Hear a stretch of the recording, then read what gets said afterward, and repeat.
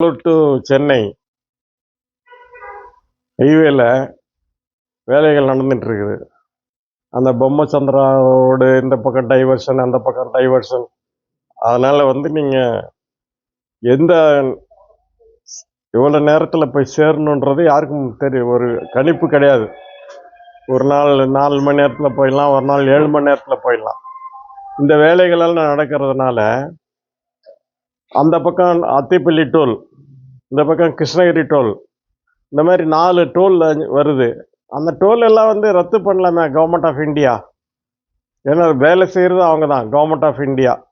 ஒருவேளை இது தமிழ்நாடு கவர்மெண்ட்டுன்னா நான் பண்ண மாட்டேன்னா கிடையாது. ஒரே இது அவங்க நம்ம ஒரு request to the road authorities to scrap tolls for 1 more year. இல்லைன்னா அந்த 1 more year அந்த ரோடு எப்போ முடியுதோ அது மட்டும் இந்த Krishnagiri toll, Athipalli toll, Vaniyambadi toll இது எல்லாமே ரத்து செய்யணும்னு சொல்லி நம்ம கவர்மெண்ட் ஆஃப் இந்தியா டிரான்ஸ்போர்ட் மினிஸ்டருக்கு ஒரு ரிக்வஸ்ட் வைக்க வேண்டிய கடமையில் இருக்கும். அதை அவங்க கன்சிடர் பண்ணாங்கன்னா கம்ப்யூட்டர்ஸுக்கு பெனிஃபிட்டாக இருக்கும். டைம் அடித்து பிடிச்சி ஓட வேண்டிய அவசியம் இருக்காது. அவங்க ஒரு மாதிரி வருவாங்க, ஆக்சிடென்ட்ஸ் கம்மியாகும். பர்பஸ் ஆஃப் இதே ஆக்சிடென்ட்லாம் கம்மியாகணும் தான் நம்ம டெவலப் பண்ணுறோம். பட் டெவலப் பண்ண ஆக்சிடென்ட்ஸ் ஜாஸ்தி தான் ஆகுதோ ஒழி கம்மியாகலை. ஆகவே இது நீங்கள் டோலை ரத்து பண்ணணும். ஒரு 4 டோல்லையும் அப் டு அந்த ரோடு முடிகிற மட்டும். ஏன்னா ரோடே கிடையாது, எதுக்கு டேக்ஸ் வாங்குறீங்க? இதை கவர்மெண்ட் ஆஃப் இந்தியா பரிசீலனிக்கணும் என்று பொதுமக்கள் சார்பில் நான் கேட்டுக்கொள்கிறேன். பாலிசியை நம்ம கொஸ்டின் பண்ண முடியாது. இது பண்ண வேண்டியவங்க யாருன்னா இன்னைக்கு கூட பார்லிமெண்ட் மெம்பர்ஸ் தான் பண்ணணும். எம்எல்ஏஸ் கூட இதை பண்ண முடியாது. ஒன்லி பார்லிமெண்ட் டிசைட் பண்ணணும். பார்லிமெண்ட்டில் இப்போ என்ன டிசைட் பண்ணுறாங்கன்னா பில்ட் அண்ட் ஆப்ரேட். அப்போ பில்ட் அண்ட் ஆப்ரேட் பண்ணும்போது பில்ட் பண்ணுறவன் அவன் டேக்ஸ் வசூல் பண்ணி சும்மா பண்ண மாட்டானே. அவன் என்ன பார்த்தீங்கன்னா 15 வருஷத்துக்கு ஃபர்ஸ்டே டேக்ஸ் கட்ட முடியாது, வண்டி ரிலீஸ் பண்ணுறான். அதுக்கப்புறம் அவங்களும் அந்த ரோடு டேக்ஸ் அதாங்க அது பாலிசி. அந்த பாலிசி நம்ம கொஸ்டின் பண்ண முடியாது. நீங்கள் ஹைகோர்ட்டு, சுப்ரீம் கோர்ட்டை கூட அதை பண்ண முடியறது இல்லைல்ல. ஏன்னா இது லா, அமெண்டட் லா. நீங்கள் பார்லிமெண்ட் தான் அதுக்கு முடிவெடுக்கணும். எல்லா பார்லிமெண்ட் மெம்பரையும் நம்ம போய் பார்த்து ரைஸ் பண்ணுங்க அப்படின்னு சொல்லணும். సజ్జాపురం ఇది అతిబిల్లి టు చిదాపురం హైవే నడుస్తుంది. అడే చందాపురం వచ్చి కడతా ఉండే బ్రిడ్జ్ కొట్టిపోయింది. దానికి అర్థం రోడే కొలాప్స్ అయింది. నేను 18 మాసాల కంటే టోటలీ రోడ్ జామ్. ఈ చేస్తూ ఉండే పని వచ్చి క్వాలిటీ లేదని వాదిస్తూ ఉండేది.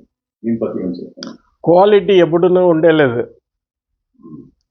ஏன் குவாலிட்டி வராதுன்னு சொன்னீங்கன்னா, நீங்கள் 40% கமிஷன் வாங்கும்போது அவன் என்ன தர்மகர்த்தாவா வேலை செய்வான்? இல்லை அவன் வீட்டு சொத்து போடுவானா? முதல் காலத்தில் ஒரு 10% இருந்தது, 12% இருந்தது. இன்றைக்கி போட்டு 40% வாங்கும்போது அதில் என்ன ப்ராஃபிட் வரும்? நீங்களே கணக்கு போட்டு பாருங்கள். நீங்கள் ஒரு வேலை எடுக்கிறீங்க, 10,000 ரூபா வேலை எடுக்கிறீங்க. 10,000 ரூபா வேலைக்கு 4,000 ரூபா லஞ்சம் கொடுத்தீங்கன்னா எப்படி உங்கள் வேலை நடக்கும்? அதை பார்க்க வேண்டிய ஆஃபீஸர்ஸ் யாருமே இருக்கிறது இல்லை. இப்போ நீங்கள் நேஷ்னல் ஹைவேல என்ன வேலை நடக்குது, எந்த இடத்துலையாவது ஒரு அதிகாரி நின்று இருக்காரா? அப்புறம் எப்படி வரும்? சிமெண்ட்டாக அது மண் போட்டு கட்டினான்னு தெரியாது இல்லை. சரி, அவன் மேலே ஏதாவது நடவடிக்கை எடுக்கிறாங்களா? எடுக்கிறது இல்லை.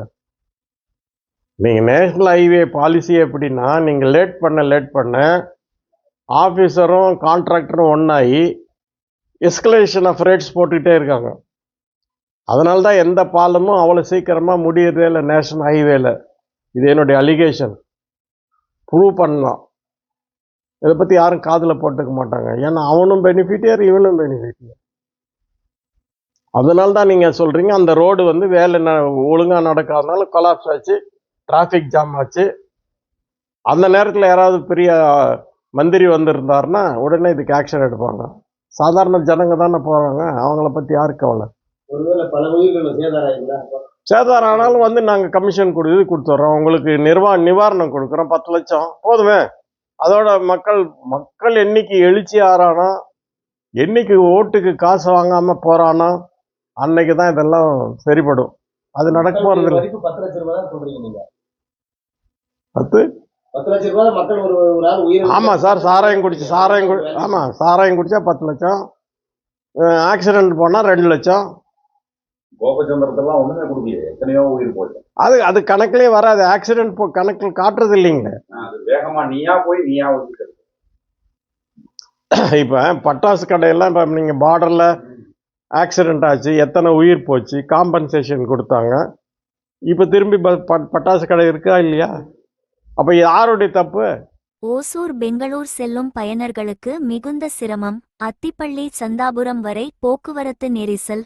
ஒப்பந்ததாரரின் அறிவியல் பூர்வமற்ற பணியால் நெடுஞ்சாலை இடிந்து விழுந்தது. நெடுஞ்சாலை இடிந்து விழுந்ததால் முழு போக்குவரத்து நெரிசல் ஏற்பட்டது.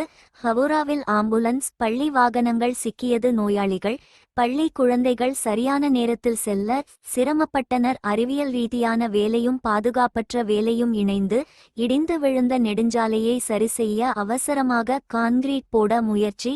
தொழிலாளர் பாதுகாப்பிற்கு முன்னுரிமை அளிக்காத ஒப்பந்ததாரர். தொழிலாளர்கள் காலணிகள், தலைக்கவசங்கள் மற்றும் கையுறைகள் இல்லாமல் வேலை செய்கிறார்கள். நெடுஞ்சாலை இடிந்து விழும் என்ற அச்சத்தை மீறி தொழிலாளர்கள் வேலை செய்கிறார்கள். அறிவியல் ரீதியாக கான்கிரீட் ஊற்றி பிளாஸ்டர் பூச முயற்சி. ஊடகங்கள் கேள்வி எழுப்பியபோது ஹெல்மெட் கொடுத்த ஒப்பந்ததாரர். ஊடகங்களுக்கு அபத்தமான பதிலடி கொடுத்த பிபிஎஸ் பில்டர்ஸ் ஊழியர் சுனில்.